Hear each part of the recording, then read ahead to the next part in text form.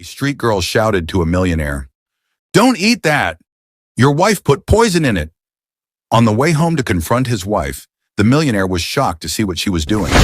The sun was beginning to set in the city as Lyra stretched out her small, dirty hand towards the hurried pedestrians passing by on the sidewalk. Her bare feet, calloused from the hot asphalt, no longer felt pain. The cardboard she used as a home was folded under her arm as she tried to catch the attention of the well-dressed passers-by who avoided her gaze. "Please, ma'am, it's been 2 days since I've eaten. Just a few coins to buy bread," she repeatedly murmured, her voice hoarse from begging so much. An elegant woman passing by, holding bags from famous brands, wrinkled her nose as Lyra approached her. The woman wore a blue silk ensemble, and her jewelry glistened in the evening light. Her high heels stopped abruptly when the girl gently touched her fur coat, trying to get her attention. "Don't you dare touch me again, you filthy thing! This coat costs more than you'll ever see in your entire life," the woman shouted, yanking her arm away. Lyra took a step back, but hunger and desperation were stronger than fear. "Ma'am, please, just a little food. I can work. I can clean your car. Anything," the girl insisted, her voice choked up. "Work? You? Just look at yourself. You're dirty, stinking. You probably have lice and other diseases. Guards, someone get this dirty girl out of here," the woman yelled. Her shrill voice attracted the attention of other pedestrians. The elegant woman, seeing that she was creating a small audience, seemed to grow in her cruelty. She adjusted her jewel-covered fingers and looked at Lyra with disdain. "You're all the same. You only know how to beg and steal. Why don't you go find an orphanage?" "Oh, that's right. You'd have to follow rules there, wouldn't you? You prefer to be out here dirtying our city," she said, her voice as cold as ice. "You don't know anything about me. You don't know why I'm on the street. You don't know what I've been through," Lyra replied, feeling her heart race, but finding a courage she didn't know she had. A circle of onlookers formed around them. The woman, realizing she had an audience, forcefully pushed Lyra, causing the girl to fall into a dirty puddle. "How dare you talk back to me? Guards, come quickly! This beggar is threatening me. She tried to rob me," the woman shouted mercilessly at the girl, who was still lying on the ground. "I never stole anything. I just wanted a little food," Lyra sobbed as she tried to get up from the puddle, her only cardboard now soaked. The crowd began to murmur, some taking out their phones to film the scene. The elegant woman, seeing that not everyone seemed to approve of her attitude, changed her tactic. "Just look, now she's going to pretend to be the victim. I know her type well. She must be part of some gang. They use children to distract us while they steal our purses," the woman said. "That's a lie. The only bad person here is you, who has so much and doesn't help anyone," Lyra shouted, tears now freely running down her dirty face, as she quickly collected her sodden cardboard that had fallen into the puddle. Other pedestrians passed by, some laughing at the scene, others pretending nothing was happening. A security guard from the luxury store began walking towards her with an unfriendly look. "Why do they treat us like this? I didn't choose to be born poor. I didn't choose to live on the streets," she thought as she quickly got up to flee from the guard. Running through the dark alleys, Lyra searched for a safe place to spend the night.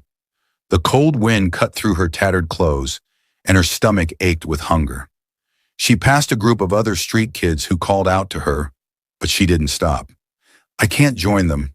They always end up stealing the little I manage to get," she muttered to herself, clutching the few coins she'd earned during the day in her pocket. It was then that the smell of hot food reached her nostrils, making her stomach growl even louder. Lyra followed the aroma to the back of a luxurious restaurant, the Sterling. Her legs trembled with weakness as she approached the trash containers. "There's always good food here. I just need to be careful the staff don't see me," she thought, looking around to make sure she was alone. Then Lyra adjusted the ragged cap covering her disheveled black hair, while her small, agile hands began rummaging through the trash container behind the luxurious Sterling restaurant. Her almond-shaped eyes, marked by deep circles from sleepless nights on the city streets, quickly scanned the food scraps. The aroma of spices and grilled meat wafting out of the kitchen windows made her stomach growl, reminding her of her incessant hunger. Her trembling fingers found a piece of bread, still packaged, almost intact. "If only people knew how much waste happens here while out there. So many people are hungry like me," she muttered to herself, tucking the bread into the torn pocket of her coat. The clatter of plates and cutlery caught her attention at the kitchen window, where the yellow light revealed the impeccable environment and staff in their crisp white uniforms. Lyra approached cautiously, her bare feet making no sound against the wet asphalt. Through the fog glass, she could see the frantic movement of the cooks and waiters, all busy with their tasks. It's incredible how they look like ants working, each with their own job, without even noticing what's happening around them, she thought, gently pressing her nose against the cold window. An elegant woman entered the kitchen while the cooks and waiters were distracted, her red dress contrasting with the predominantly white environment.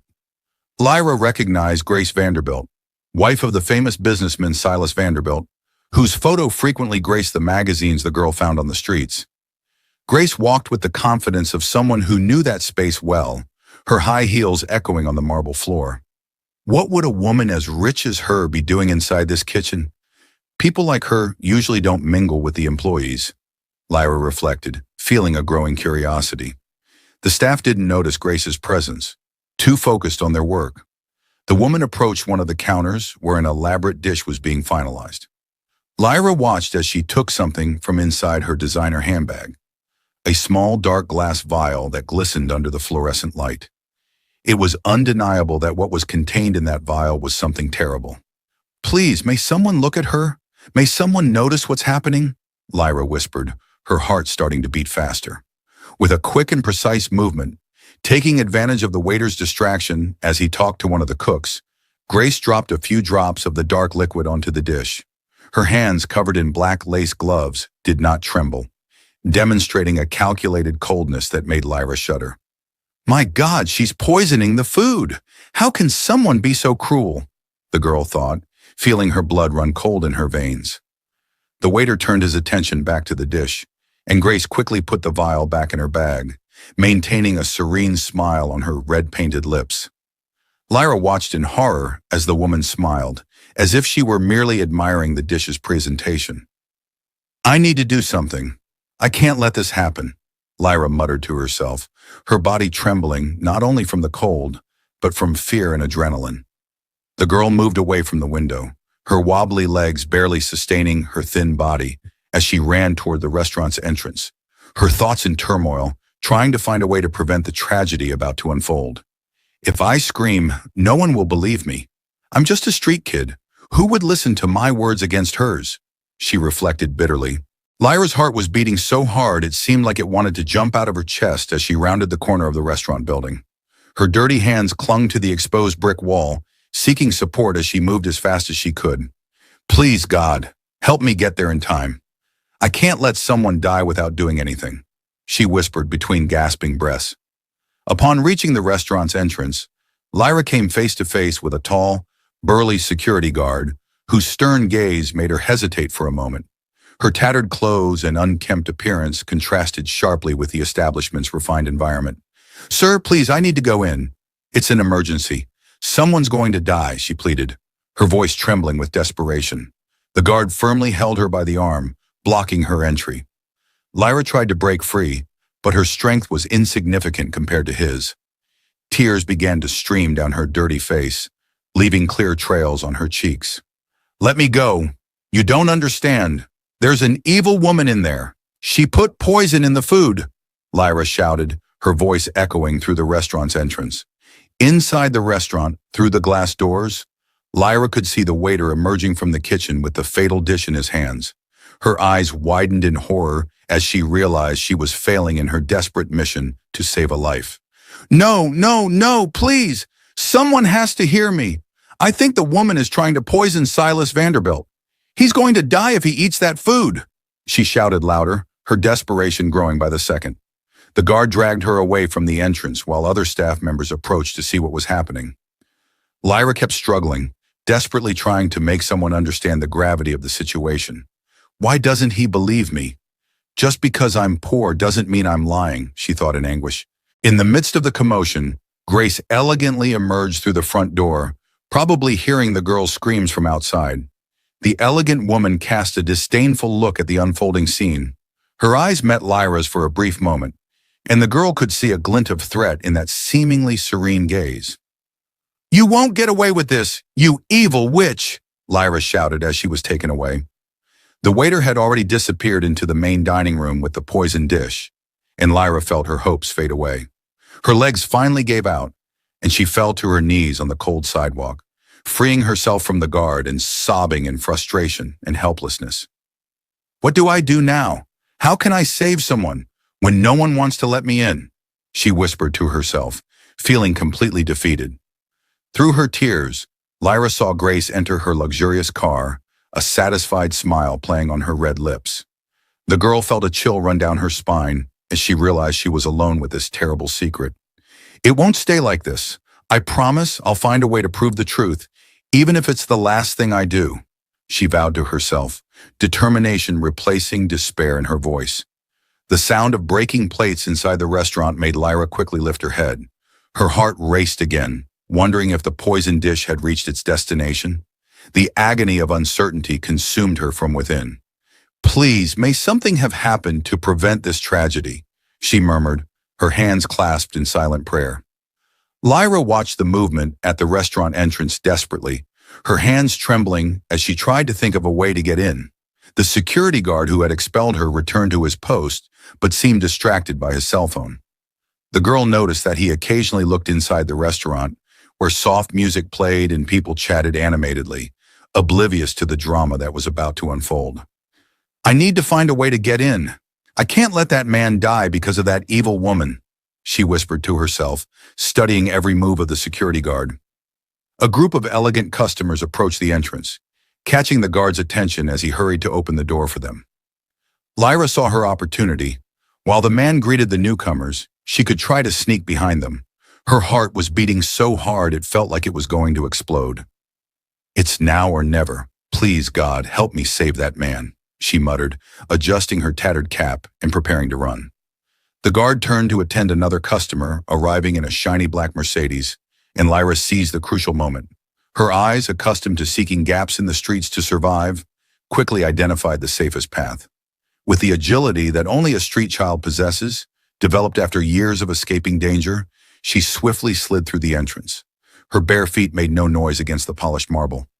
Keeping low, she hid behind a sumptuous arrangement of white orchids in the lobby, her heart beating so hard she feared someone might hear it. Where is he? I need to find him before it's too late. Please, God, help me save him, she thought frantically, her wide eyes scanning the room as her hands trembled uncontrollably. The luxurious environment made her feel even smaller and more insignificant. With its immense crystal chandeliers, shedding golden light on elegant tapestries and expensive artworks. The contrast between her reflection in the gilded mirror on the wall, a dirty girl in tattered clothes, and the opulence of the place made her stomach churn. Lyra could hear the tinkling of crystal glasses and the soft sound of silver cutlery against fine porcelain, mixed with polite conversations and contained laughter. Little do they know that a murder is about to take place right under their noses. I hope I can make it in time, she whispered to herself, feeling a mixture of anger and despair. The maître d', a tall, slender man with a perfectly trimmed mustache, rushed past her carrying a bottle of wine that probably cost more than she would ever see in her life. Lyra took advantage of his elongated shadow to move stealthily between the tables like a small shadow herself. Her bare, dirty feet left small marks on the Persian red carpet, but she didn't care about the evidence she was leaving behind. Time was running out, and every second lost could mean the difference between life and death. I can't fail now, not after coming this far, she muttered, her eyes frantically scanning the room for Silas. That's when she saw him. Silas Vanderbilt was sitting at a table in the center of the room, as if he were the main star of a tragic play about to unfold. His imposing figure in a bespoke navy blue suit contrasted with the snow-white tablecloth. He was examining the dish that had just been served, steam rising in sinister spirals from the poisoned food. A smile of approval was beginning to form on his lips as he appreciated the presentation of the dish. No, please don't touch that food, Lyra thought desperately. If only I could shout without that security guard stopping me from reaching him. Her mind screamed as she calculated the distance she would need to cover. Silas raised the silver fork, and time seemed to slow down for Lyra, as if the universe were prolonging that crucial moment.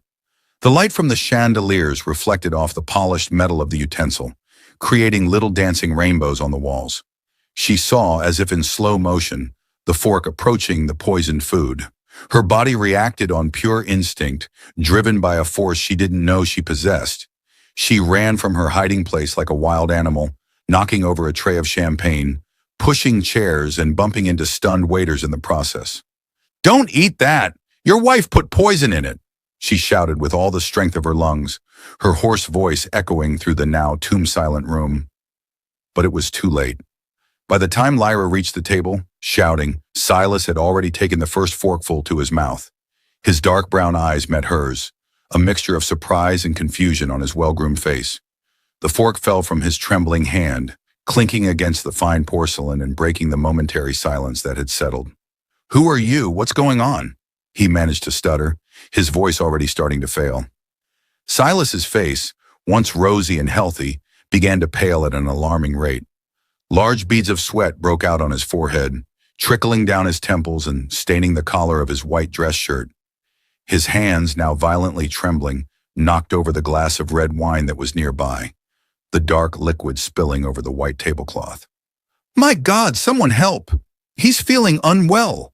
shouted an elderly lady at the next table.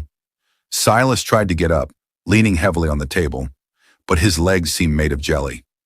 His eyes began to roll back in their sockets, showing only the whites, and his breathing became a distressing wheeze.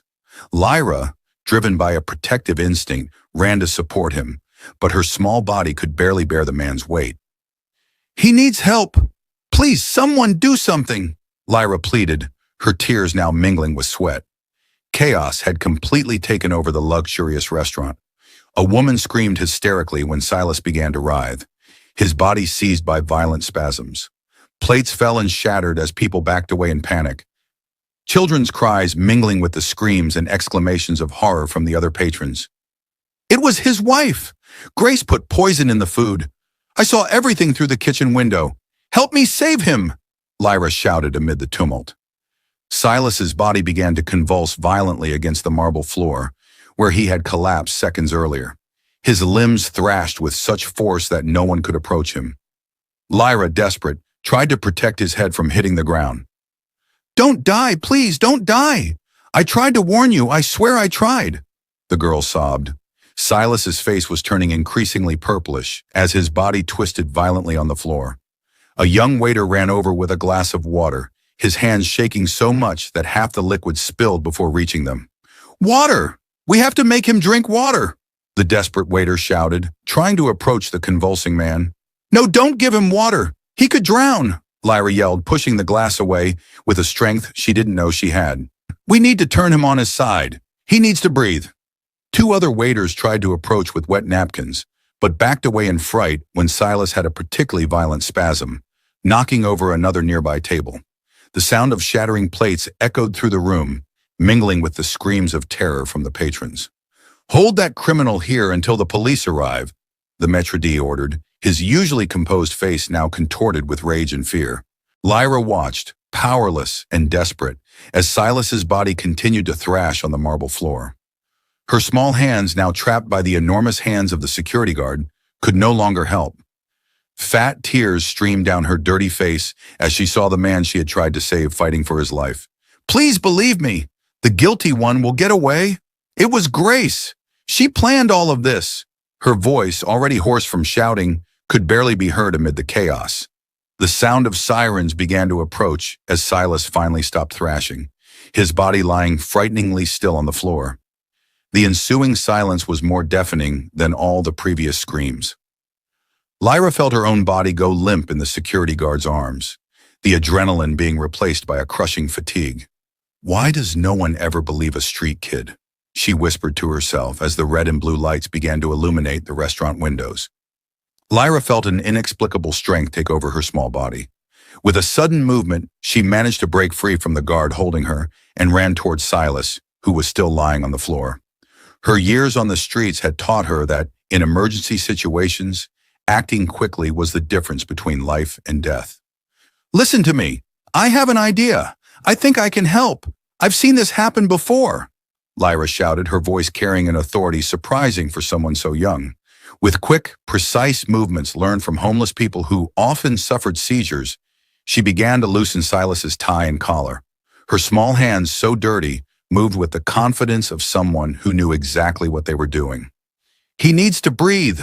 Move away anything that could hurt him," she ordered, removing nearby objects that could injure him during the convulsions. The restaurant customers formed a circle around them, some still filming with their cell phones, others shouting accusations. The maitre d' tried to pull Lyra away again, but she remained steadfast, protecting Silas with her own body. "If you're not going to help, at least don't get in the way. He's dying, and all you know how to do is film," shouted the girl, her words making some lower their phones in shame. Silas began to have more violent spasms, his face turning even more purple. Lyra knew she needed to act quickly. With a strength she didn't know she possessed, she managed to turn him on his side again, preventing him from choking. The marble floor was cold against her bare knees, but she felt no discomfort, focused solely on her mission. "Hold on, Mr. Silas. I won't let your wife's evil prevail," she whispered in his ear while keeping his head protected. One of the security guards tried again to drag Lyra away, but this time several customers intervened. "Let the girl help. She seems to know what she's doing," shouted an elderly lady, her voice trembling with emotion. The guard hesitated, his face a mask of confusion. "If he dies because you prevented me from helping, you'll all be guilty," declared Lyra, her voice laden with a maturity beyond her years. The following minutes were chaotic.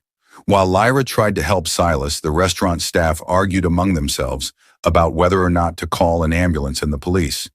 The prejudice against the street girl was costing precious time. The convulsions began to subside, but Silas was still breathing with great difficulty. "Please, someone call an ambulance. He was poisoned. He needs medical help," Lyra implored, but the people seemed paralyzed. "Time is precious. I have no way to call an ambulance. I don't have a phone. I need to act quickly and do something right away. This gentleman needs a doctor," she thought, realizing that no one would take action. Lyra did the only thing she could. She decided to take Silas to the hospital herself. Her thin legs trembled with the effort as she tried to lift the man. To her surprise, Silas began to partially regain consciousness. Who are you?" he mumbled, his voice almost inaudible, his eyes still unfocused. With steely determination, Lyra put Silas's arm around her shoulders. "I'm the person trying to save your life, sir. My name is Lyra. Can you stand? We need to go to the hospital," she spoke firmly, ignoring the protests of the restaurant staff. "Don't let this girl take Mr. Vanderbilt. She must be involved in all of this. Don't trust her," shouted the maitre d', but his voice already sounded distant. Silas, still dazed and confused, managed to stand with Lyra's help. His large body leaned heavily on the small girl, but she didn't complain. Each step was a battle, but she knew she couldn't give up. "Trust me, Mr. Silas. I know it's hard, but I'm the only person here who really wants to help you," she whispered, guiding him slowly towards the exit. The path to the door seemed endless. People tried to stop them. Some employees threatened to call the police, but Lyra kept going, her determination greater than any obstacle. Silas stumbled with every step but managed to stay conscious. "Hospital, we need to go," he muttered, beginning to understand the gravity of his situation. At the restaurant exit, the security guard made one last attempt to stop them, positioning himself in front of the door. Lyra looked at him with a mixture of anger and pleading. "If you have a shred of humanity, you'll let us pass. He needs doctors, not accusations." "Let them go," said the same elderly lady from before, her voice now firm and authoritative. The cold night air hit their faces when they finally managed to get out. Lyra knew that the nearest hospital was a few blocks away. Each step was torture for Silas, who still had occasional spasms. "Just a little further, Mr. Silas.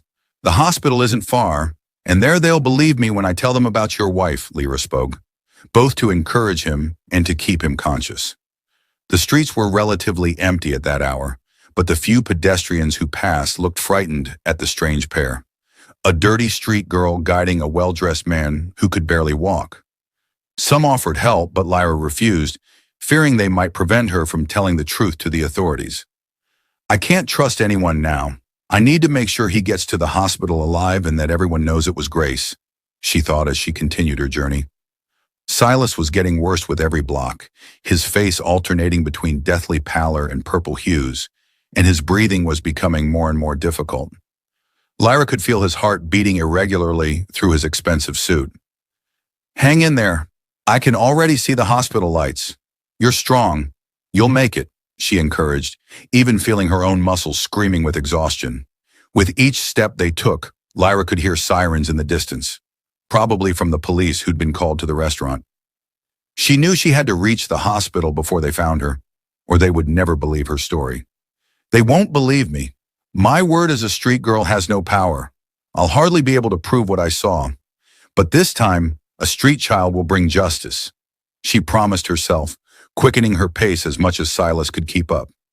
The city lights were beginning to turn on, casting long shadows on the sidewalks. Silas's weight seemed to increase with every moment, and Lyra could feel her own strength fading. But the memory of Grace's cruel smile kept her moving. "Just 2 more blocks, Mr. Silas. When we get there, you'll get help, and everything will be all right. You'll be safe, and all this will be over," she murmured, more to herself than to him. Silas tried to say something, but could only emit a groan of pain.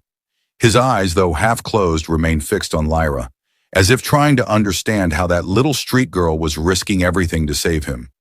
"Don't try to speak now. Save your strength.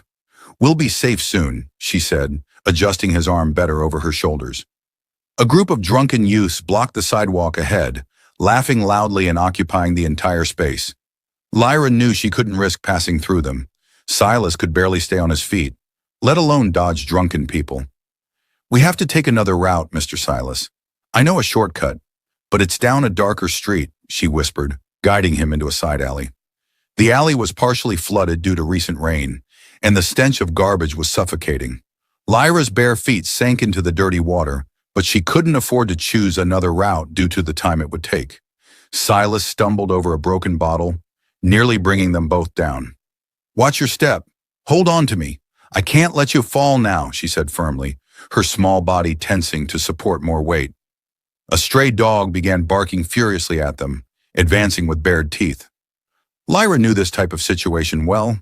On the streets, vicious dogs were a constant danger. With one hand, she gestured for the dog to back off, keeping Silas balanced with the other. "Go away, we don't have time for this," she yelled at the animal, her voice echoing off the alley walls. Emerging from the alley, they were met with a construction site blocking the street Lyra intended to use. Her heart sank. They would now have to take a much longer detour. Silas groaned in pain, his legs faltering again. "I can't let you give up. I'll find another way. Trust me," she pleaded, watching the beads of cold sweat trickling down the businessman's face. The sound of police sirens began echoing through the streets, and Lyra could see the lights reflecting off the windows of buildings. They needed to hide, but Silas could barely move. She spotted a small convenience store, and on impulse pulled him inside. "Please, just a few minutes until the police pass. We can't let them find us before the hospital," she murmured, helping Silas lean against the counter. The store owner looked alarmed at the odd pair, a dirty girl and a well-dressed, clearly ill man. He opened his mouth to protest, but Lyra cut him off. "He's sick. We just need to wait a few minutes, please," Lyra said, but the man ignored her. "Get out of here before I call the police." "I don't want any trouble in my store," he responded, already reaching for the phone. Forced outside, they found the street now crowded with people leaving work. Each jostle made Silas groan in pain, and Lyra had to struggle to keep him upright. A woman stopped to help, but upon seeing his condition, began asking too many questions. "We don't have time for explanations. He needs to get to the hospital now." Lyra cut her off, pulling Silas away from the well-meaning woman. A police car slowly drove past them, and Lyra felt her heart stop. She quickly guided Silas behind a newspaper stand, praying they wouldn't be seen and she wouldn't be arrested for something she didn't do. The newspaper vendor eyed them suspiciously, but something in Lyra's determined eyes made him remain silent. "If they find us now, they'll arrest me and he'll die. I can't let that happen," she thought, holding her breath until the patrol car passed. Silas did his best to help, even in his near catatonic state. He walked with difficulty, leaning on the girl as little as possible while she bravely assisted him. He tried to say something, likely an attempt at gratitude, but only managed an inaudible sound. "You don't need to try thanking me. I would do this for anyone who needed help. I learned on the streets that we should help everyone. Maybe because I myself need the help of kind people I meet along the way," she said, as much to distract him as herself. The lights of the hospital were already visible in the distance, like a beacon of hope in the dark night. Lyra could feel Silas reaching his limit, his body growing heavier against hers, almost collapsing with each step. Through the glass doors, she could see the chaos inside the emergency room. Gurneys lining the hallways, people moaning in pain, and staff rushing back and forth. "Please, let someone be able to help us. He can't wait much longer," she whispered to herself, feeling Silas grow heavier with each step. As they entered the lobby, they were met with a stifling, tense environment.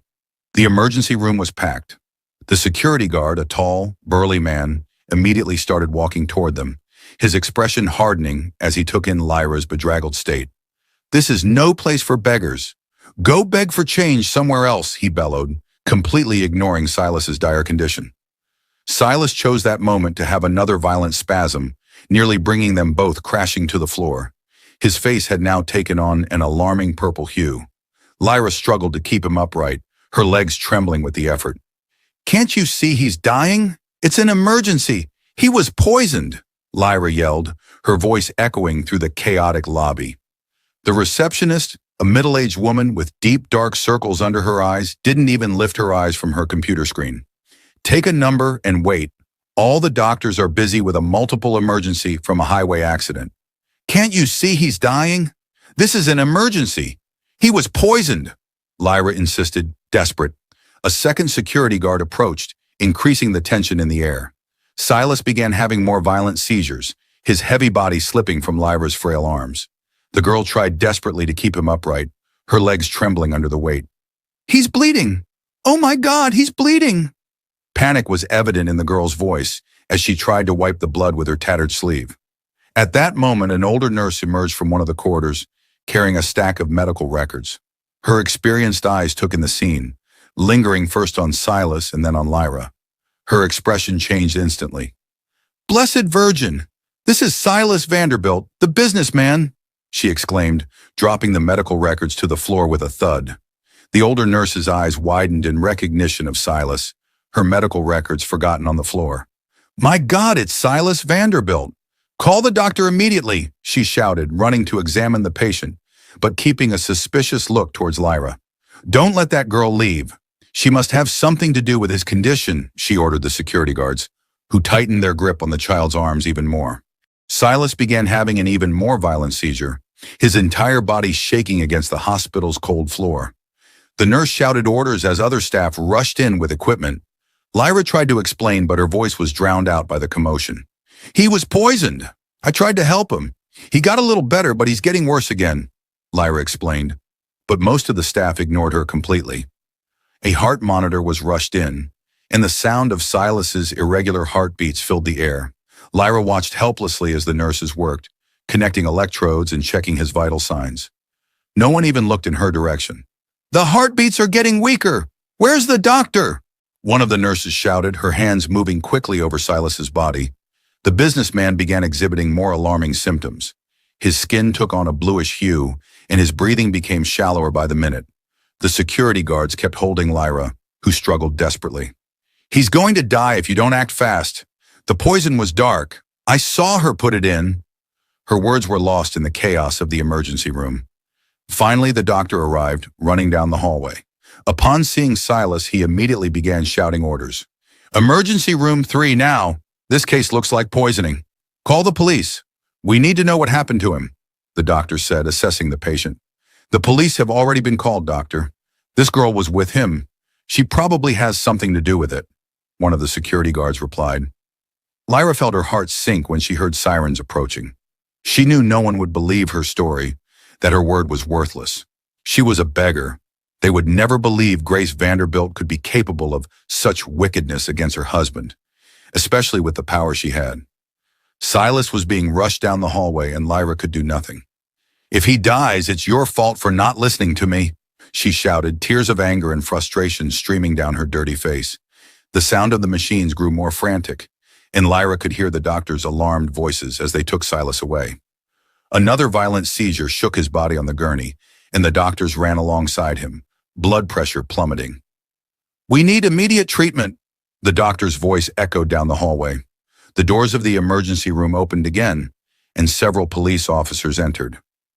Lyra panicked, feeling her heart racing in her chest. One of the officers immediately pointed at her. "This beggar brought a poisoned millionaire to the emergency room. She probably did something to him," the security guard said, then turned to Lyra. "Now you won't escape, you little brat," he finished, tightening his grip on her arm even more. Silas's body disappeared behind the emergency room doors, leaving Lyra alone in the lobby, surrounded by accusing looks. The sound of medical equipment was replaced by the jingling of handcuffs. "Why does no one ever believe a street child?" she thought bitterly as the officers approached. The sound of the hospital's automatic doors opening and 3 police officers entering the emergency room. Their heavy boots echoed across the ceramic floor, and their impeccable uniforms contrasted with the chaotic hospital environment. The oldest officer, with graying hair and a stern expression, immediately located Lyra. "We received a report that a citizen was poisoned. His name is Mr. Vanderbilt, a local businessman. They said he was brought in by a beggar." "Was it you?" the officer asked, and immediately one of the hospital's security guards pointed at Lyra, who was still looking at the emergency room doors, worried about Silas. The officers approached like predators surrounding their prey. Lyra felt her heart race but remained steadfast, even when the tallest officer grabbed her arm with unnecessary force. The smell of sweat and fear mingled with the hospital's antiseptic scent. "You have a lot of explaining to do, girl. What did you do to Mr. Vanderbilt?" asked the older officer, his stale coffee breath making Lyra instinctively recoil. The officers dragged Lyra down the hospital corridor, ignoring her protests. Other patients and staff watched the scene with a mixture of curiosity and disapproval. The girl tried to break free, but the grip on her arm was too strong. "I didn't do anything. I'm trying to save his life. It was his wife, Grace. I saw her put the poison in his food at the Sterling restaurant," Lyra shouted, her voice echoing off the white walls. Lyra was taken to a small room in the hospital. The officers shoved her into a hard plastic chair, while the older officer pulled up another chair to sit across from her, his hard eyes studying every move the girl made. "Let's start from the beginning. Why were you at the Sterling restaurant? That's no place for people like you," he said, emphasizing the last words with disdain. Lyra took a deep breath, trying to control the tremor in her voice. She recounted again how she had been looking for food behind the restaurant, about seeing Grace through the kitchen window, about the dark liquid being poured onto the plate. The younger officer took notes, occasionally exchanging skeptical glances with his colleagues. "So you want us to believe that Mrs. Grace Vanderbilt, known for her philanthropic work, tried to poison her own husband, and only you, a beggar, saw it happen?" the sergeant questioned, his voice laden with disbelief. The interrogation continued for several minutes, the same questions being asked repeatedly in different forms, trying to find contradictions in her story. Lyra kept her account consistent, but could feel that each word was met with more disbelief. "Why would you care about saving his life? What do you gain from it?" the younger officer asked, his tone suggesting hidden motives. It was at this moment that the sound of high heels began to echo down the corridor, approaching rapidly. Lyra felt her blood run cold as Grace Vanderbilt entered the small room, like an actress taking the stage. Her eyes reddened from carefully manipulated tears. "I was informed by the hospital that my husband was brought to the emergency room." "What did this criminal do to him?" Grace asked, her voice choked with emotion that Lyra knew to be false. Grace moved around the room like a snake about to strike, her high heels marking each step with calculated precision. Her red dress, the same one from the restaurant, now seemed even more menacing in Lyra's eyes. The woman approached the officers, her perfectly manicured hands trembling in a studied display of distress. "My poor Silas," Grace began, her voice dripping with anguish. "I had an issue to take care of while we were eating at the restaurant and had to leave earlier, letting him finish his meal. I didn't think they would let people like this beggar get near the restaurant. They always want more than just food," Grace said, casting a venomous glare at Lyra. Sergeant Ramirez offered his chair to Grace, who sat down with rehearsed grace, her eyes previously feigning tears now gleaming with a malice that only Lyra seemed to perceive. The girl felt her stomach churn as the woman began to speak again. I saw this girl lurking around the restaurant several times today. I had to take a call in the middle of the meal. That's when I saw her. Silas has always been so kind. He must have put something in his food when no one was looking to try and rob him, Grace declared, her voice trembling just the right amount. Lyra tried to stand up, indignant at the lies, but the younger officer shoved her back into the chair with force. The bitter taste of injustice filled her mouth as Grace continued her performance. She's lying. I saw her putting the poison. It was a dark liquid she took out of her purse, Lyra shouted, her voice hoarse with desperation. Grace brought her hands to her face in an Oscar-worthy performance. See how she lies? She's probably part of some gang. They must have planned to kidnap my Silas, she sobbed, making the officers exchange meaningful glances. Please ask the waiters at the restaurant. They must have seen when she entered the kitchen, Lyra pleaded, feeling hot tears stream down her dirty face. The sergeant gestured to the younger officer, who immediately took position behind Lyra's chair. The metallic sound of the handcuffs being prepared made the girl's heart race. We have a respectable witness against the word of a street urchin, declared the sergeant, his voice laden with prejudice. The sergeant leaned forward, his face inches from Lyra's, the smell of stale coffee on his breath making the girl want to recoil, but she stood firm, holding the officer's gaze.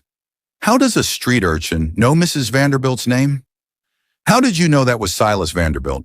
He questioned, his voice heavy with suspicion. Lyra tried to explain about the magazines she found on the streets, that she used some to cover herself, about how everyone knew the Vanderbilts, but the younger officer interrupted her. How convenient, isn't it? Knowing precisely one of the richest men in the city, he said, exchanging meaningful glances with the sergeant. The third officer, who had been silent until then, approached with a tablet. Look what I found. 3 cases of thefts at luxury restaurants in the last month. In all of them, a street girl was seen lurking around before, he declared, showing the news on the screen. It wasn't me. I've never stolen anything in my life. I just look for food they throw away, Lyra protested, feeling tears begin to form. Grace brought her hands to her chest in a theatrical gesture. Just last week, I lost an extremely expensive bracelet at another restaurant. Who knew? She insinuated, making the officers exchange glances again. Can't you see she's lying? Why would I save her husband if I wanted to rob them? Lyra argued desperately. The sergeant took out his notepad. Maybe that's the question. You weren't trying to save him. You barged into the restaurant screaming about poison, caused panic. Seems like a perfect distraction for something bigger, he theorized, his voice laden with certainty. Exactly, Grace exclaimed, a single perfectly timed tear running down her face. She must be part of some gang. Using children is so common in these cases. Lyra looked from one face to another, searching for any sign of doubt, any crack of empathy, but she found only hard, accusing expressions. Grace had succeeded. Her word as a wealthy, respectable adult had completely destroyed any chance of Lyra being heard. I hope you make this criminal pay for what she did, Grace said, walking towards the door with the elegance of someone who had just won a battle. The truth will come out. He'll get better and tell you it was you. Don't you see that? While you waste time accusing me, she might try to hurt him again. Lyra tried one last time, her voice almost a whisper. Grace stood up, smoothing her dress with a discreet smile on her red lips. I need to see my husband now, Lyra shouted, struggling when she felt the officer's hands on her wrists. The cold metal of the handcuffs bit into Lyra's delicate skin, the click of the lock sounding like a final sentence. The younger officer yanked her up from the chair while she was still trying to make herself heard. Please, someone has to believe me. She's going to try to hurt him again. Her voice broke into sobs. The sound of the handcuffs seemed to echo through the hospital corridors as Lyra was led away from the small room, handcuffed. Grace remained near the door, her cruel smile hidden behind a silk handkerchief she used to dab at non-existent tears. Other patients and hospital staff stopped to watch the scene. I hope you learn to keep these people away from decent establishments, Grace said loudly enough for everyone to hear, prompting murmurs of approval from those present. The officer shoved Lyra down the hallway, her small legs barely able to keep up with his long strides. Through her tears, she could still see the emergency room doors where Silas was fighting for his life. The sound of the medical machines reached her, muffled. "You won't be able to hurt him again. When he wakes up, he'll tell the truth," Lyra shouted to Grace, who was already making her way to the emergency wing with her elegant gait. A commotion at the emergency room doors caught everyone's attention. The medical team was rushing back and forth, and the machines started beeping more intensely. Lyra felt her heart sink as she heard the doctor's shouts for more medication. "No, I need to stay. He might be getting worse. Please," the girl begged, trying to break free, but the handcuffs only hurt her wrists more. Grace seized the moment for her final performance. She ran towards the emergency room, her high heels echoing dramatically down the hallway. "Save my husband! Don't let this criminal take another innocent life!" she cried out, eliciting gasps of compassion from those present. "The only criminal here is you! Murderer! Liar!" Lyra shouted, now being dragged away by two officers. The hospital doors loomed closer, and with them, the terrible reality that Lyra had failed in her mission. Not only had she not managed to completely save Silas, but now it would be impossible to protect him from Grace's second attempt.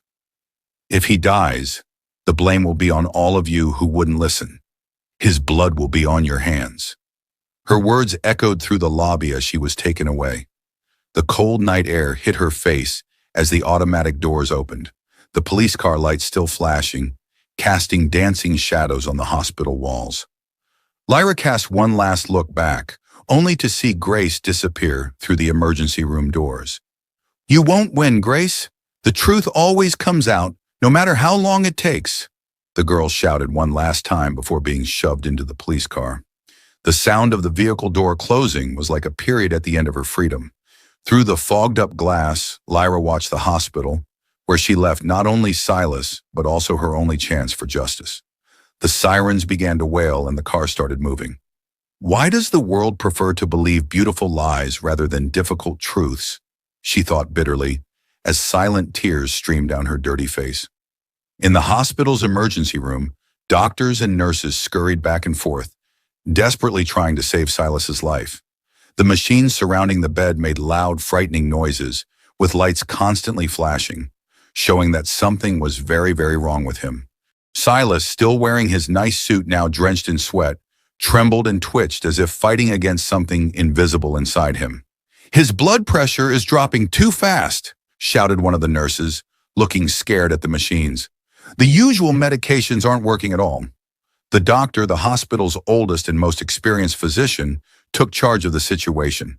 He had seen many similar cases over the years and knew he had to act quickly if he wanted to save Silas's life. "Everyone, let's try something different," he said in a firm, calm voice amidst all the chaos. "Prepare the broad-spectrum antidote immediately." The team sprang into action, fetching medications, equipment, and everything else that might be needed. The air in the room felt heavy, but they were relentless, knowing each second was crucial. "We're losing him," shouted one of the younger doctors, his voice trembling with fear. But the lead doctor remained focused, unwavering. With utmost care, he administered the antidote to Silas and began other emergency procedures. "Come on, Mr. Silas," he muttered softly, looking at his pale face. "Fight with all your might. You're a strong man. I know you can do it." The minutes dragged by, feeling like hours as the medical team continued their efforts, watching for any sign of improvement. Gradually, the medications began to take effect. Silas's blood pressure stabilized and his breathing became steadier. The alarms quieted as the machines indicated he was responding. "Look, his vitals are improving," said a nurse with a relieved smile. "His heart rate is stabilizing." The lead doctor let out a long, relieved sigh. "Everyone, you did an amazing job. Silas is not out of danger yet, but we're on the right track. Let's keep monitoring him closely." Hours passed with the team taking turns watching over Silas, measuring his blood pressure, checking his heart, and making sure the antidote continued working. Finally, after intense rounds of care, the doctor decided it was safe to move Silas to a private room where he could rest and recover. "There you go, Mr. Silas," said the nurse, fluffing the pillows to make him comfortable. "Now you can rest, but don't worry. We're nearby, taking care of you." Silas remained unconscious, his breathing soft and steady, the machines around him making a constant, reassuring hum. The doctors and nurses continued to observe him, relieved by his progress, whispering among themselves about how close they'd come to losing him. As the hospital quieted down for the night, a shadow slipped into Silas's room, a figure dressed in a long black coat with a cold, calculating look. It was Grace, watching him with a twisted smile as he lay unaware and vulnerable. "Well, well, dear," she whispered, running a gloved finger along his pale face. "You're more resilient than I imagined." She held up a small vial filled with a dark, viscous liquid, the same one she'd used at the restaurant. "Perhaps you need an extra dose to help you finally rest." She leaned closer, carefully uncorking the vial, the acrid smell filling the room. But just as she prepared to administer the poison, she heard footsteps in the hall. Quickly, she slipped the vial back into her pocket, turning just as the doctor entered the room. With flawless composure, Grace assumed a look of concern. "Oh, doctor," she exclaimed, feigning relief. "I was so worried about my husband. Is he going to be all right?" The doctor observed her with a skeptical eye, but returned his attention to Silas. "We're doing everything possible, ma'am. Your husband is stable, but he needs rest and continuous care." "Of course," Grace nodded, carefully masking her irritation. "I understand. I'll do whatever I can to help with his recovery." "Good," said the doctor, still watching her, a subtle hint of distrust in his gaze. "If you'll excuse me, I need to check his vitals now. You can wait outside. I'll update you shortly." With a forced smile, Grace left the room, pausing only to cast one last, venomous look at Silas. She was thwarted for the moment, but wasn't giving up. Leaving the hospital, she planned her next move, still determined to secure the fortune she believed was rightfully hers. Meanwhile, Silas remained in a peaceful sleep, oblivious to the danger hovering around him, dreaming of better days. The strength within him, the will to live, would prove stronger than any poison or ill intent. But for now he rested, unaware of the shadow lingering just beyond the hospital walls. In a dark holding cell across town, Lyra sat quietly, her knees drawn to her chest, staring at the cold, gray floor. The detective's harsh words still rang in her mind. "If Silas dies, you'll be charged with murder." It was an early conviction for a girl who'd only wanted to help, a punishment for doing the right thing. She swallowed hard, trying to contain the tears that threatened to fall, feeling the weight of helplessness and hopelessness pressing down on her. "They've already decided I'm guilty, even without proof," she thought bitterly, her heart aching with loneliness and despair. The sound of the detective's fingers tapping on the metal table broke the silence. He looked at her with the weariness and disdain of someone who'd already made up his mind. "Your story doesn't make sense. You know that, right?" he asked. "A street girl with no proof, accusing a woman like Grace Vanderbilt of poisoning her own husband?" Lyra met his gaze, red-eyed from holding back tears. She knew exactly who she was up against. Grace was powerful, influential, and held the world in her grasp. But that didn't change the truth. "I saw what I saw. I'm not lying," Lyra said, her voice soft but unwavering. The detective scoffed, rising from his chair to pace the room. "You think anyone will believe you, girl? Grace has lawyers, power, influence, and you? You have nothing, just your word against hers." Lyra clenched her fists, feeling the truth and her helplessness battle within her. She had nothing but the truth, and she knew that one day somehow it would come to light. "I have nothing, but I have the truth," she whispered. And no matter how hard she tries to hide it, the truth always comes out. The detective stopped walking, a look of exasperation on his face. "You really think a street girl like you can beat someone like Grace Vanderbilt?" He laughed dryly. "This world isn't a fairy tale, girl. In the real world, power wins." But despite his words, Lyra's resolve didn't waver. If she gave up now, Grace would win, and Silas would die without the truth ever being known. "I tried. If he dies, it won't be my fault," Lyra said, holding her chained wrists up for him to see. "It will be because you didn't want to listen. You chose to believe the lies of a rich woman." The detective rolled his eyes, signaling the officers outside to return her to her cell. "We'll see, girl. Without proof, you stay here." As Lyra was led back to her cold, empty cell, she felt despair weighing her down. But even with the odds against her, she refused to give up. Silas's life depended on the truth coming out, and no matter how bleak it seemed, she would fight for it. Alone in her cell, with only the faint morning light filtering through a tiny window, she waited. She could only hope that Silas would wake up and remember the truth. Finally, after what seemed like an eternity, the sound of footsteps echoed down the corridor. Lyra looked up, her heart pounding, as the door opened. The same detective entered, his face unreadable. "Silas Vanderbilt woke up," he said, his voice low and grave. Lyra felt a flicker of hope ignite within her. He survived?" Her voice was barely above a whisper. The detective gave a slight nod. "Yes, but he hasn't said anything yet. He's weak, and his condition is still critical, but he's alive." A wave of relief washed over Lyra. Silas was alive. Despite everything, he had survived. "We'll see what he has to say," the detective continued. "Until then, you're still locked up here.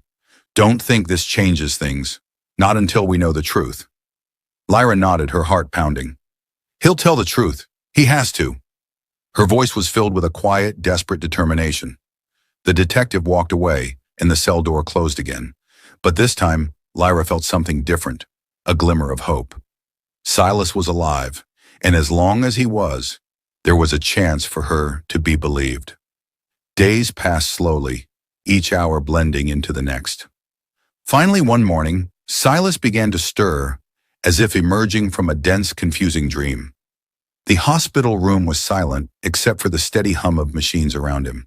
His body felt heavy, and every muscle ached, as though he'd been carrying an invisible weight for too long. Blinking to adjust to the light filtering through the window, he tried to make sense of where he was. His memories were blurry, fragmented. He remembered the restaurant, the food, then the pain, and then Lyra. The image of the street girl flashed through his mind. "I'm alive," he whispered to himself, his voice hoarse and weak. The door opened, and two doctors entered, accompanied by a nurse. They looked cautious, professional, but Silas could sense a certain hesitance in their expressions. "Mr. Vanderbilt," one of the doctors began gently, "you were in critical condition. You were poisoned, but we managed to stabilize you in time. Your recovery will be long, but you're out of immediate danger." "Poisoned," Silas repeated, his mind reeling. "How? Who?" He struggled to sit up, but a wave of dizziness forced him back down. "Don't overexert yourself," warned the doctor, adjusting the devices by his bed. "The poison caused severe damage, but fortunately, your response to the treatment was positive." As Silas processed the information, fragments of memory began to resurface. He recalled the pain, the panic, and the girl who'd tried to save him. "There was a girl," he murmured, his voice faint. "She tried to help me. Where is she?" The doctors exchanged glances before responding cautiously. "There's no record of any girl visiting you, Mr. Vanderbilt. The only visitor listed is your wife." "No, there was a girl," Silas insisted, his voice growing stronger with urgency. "She shouted something. She knew something was wrong." The doctors tried to reassure him, attributing it to confusion and fatigue, but Silas was certain. He struggled to make sense of it, feeling as though he was missing a vital piece of the puzzle. "Find her," he pleaded. She tried to save me." After the doctors left, Silas lay in silence, frustration simmering beneath the surface. He knew the girl was real. He could still hear her voice, still see her terrified expression as she warned him. She had risked everything for him. The nights that followed were restless. Each time he closed his eyes, he would see fragments of the evening play out in his mind.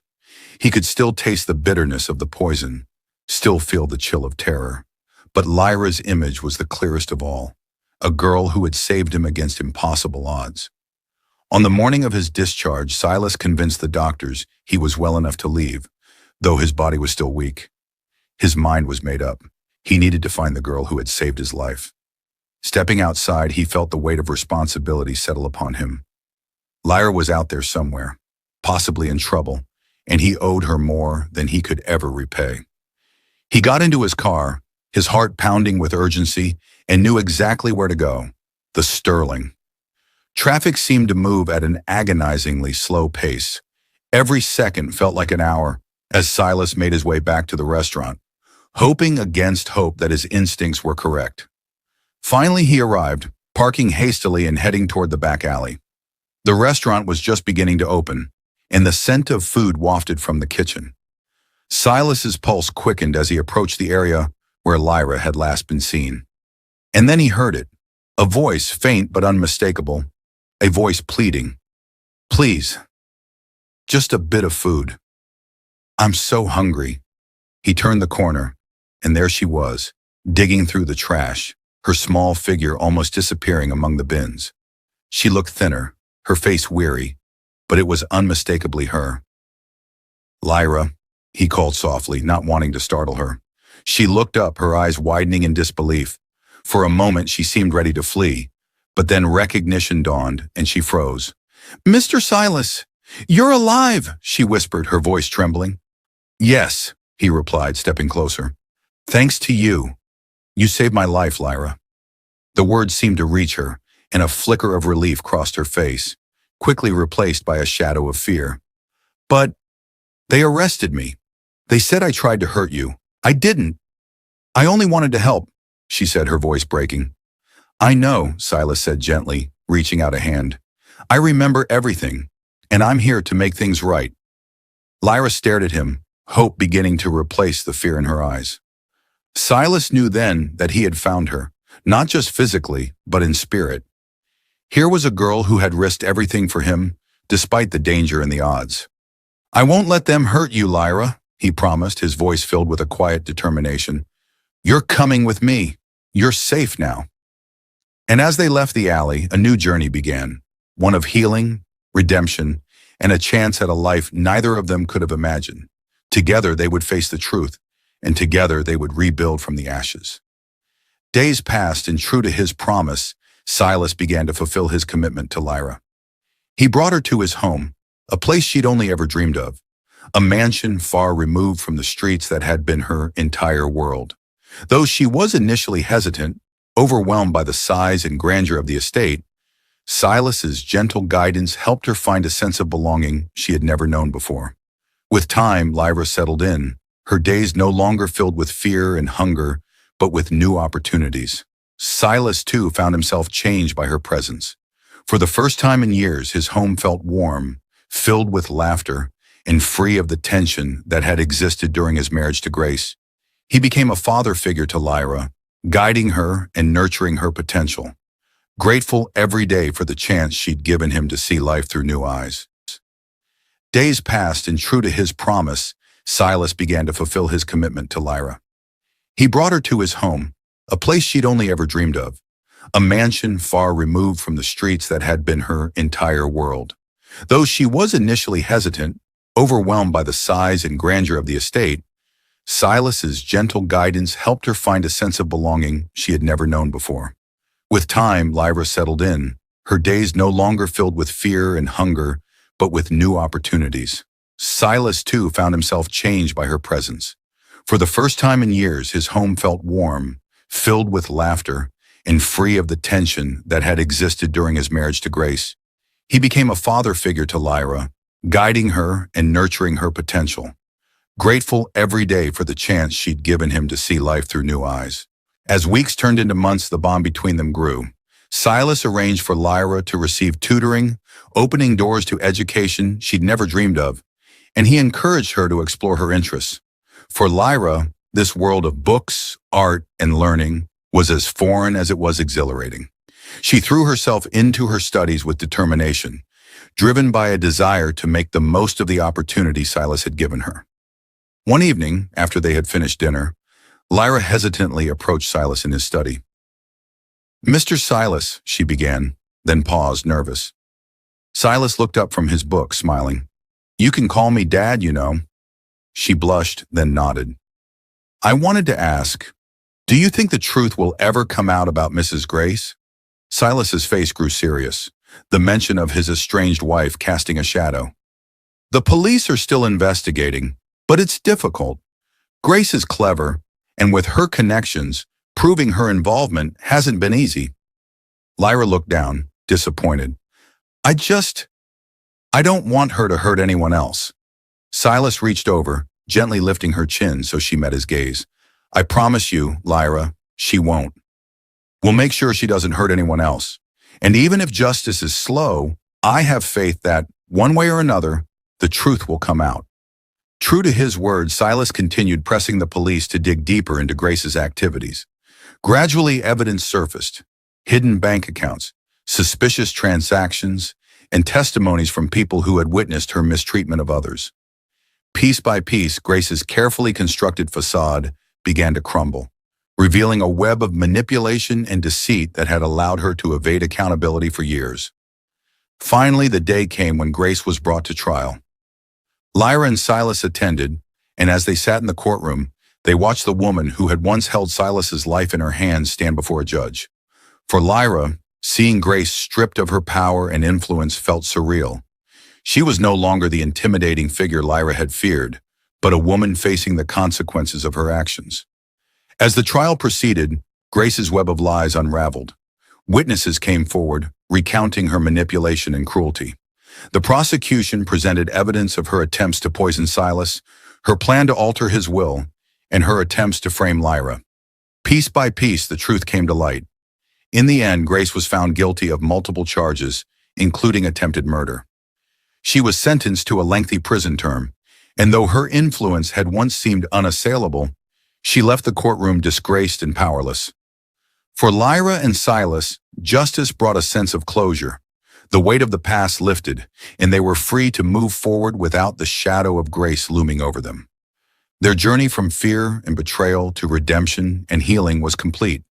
From that day forward, Silas and Lyra dedicated themselves to helping others who had suffered in silence, just as Lyra once had. Together, they turned their story into a mission, creating a foundation to support children without families and offering a safe haven for those who, like Lyra, had been overlooked by society. And so, what had begun as a tale of